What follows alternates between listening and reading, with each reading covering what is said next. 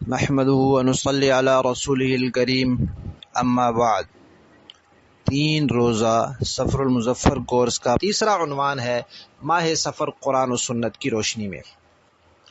قرآن و سنت میں نہ تو سفر کے مہینے کی کوئی فضیلت ہے، جیسے رمضان کی فضیلت ہے، ذوالحجہ کی فضیلت ہے، سفر کے مہینے کی کوئی فضیلت نہیں ہے، اور نہ ہی یہ تذکرہ ملتا ہے کہ اس مہینے میں کوئی نحوست ہوتی ہے، بلکہ قرآن و سنت میں تو اس مہینے میں نحوست ہونے کی تردید ہے۔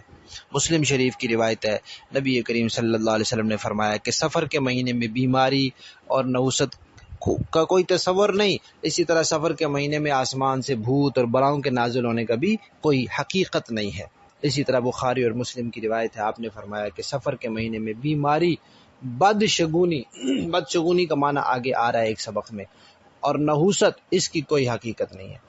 ابو داؤد اور ترمذی کی روایت ہے، نبی کریم صلی اللہ علیہ وسلم نے 3 مرتبہ ارشاد فرمایا، بدشگونی شرک ہے، بدشگونی شرک ہے، بدشگونی شرک ہے، یعنی بری فال لینا کسی سے۔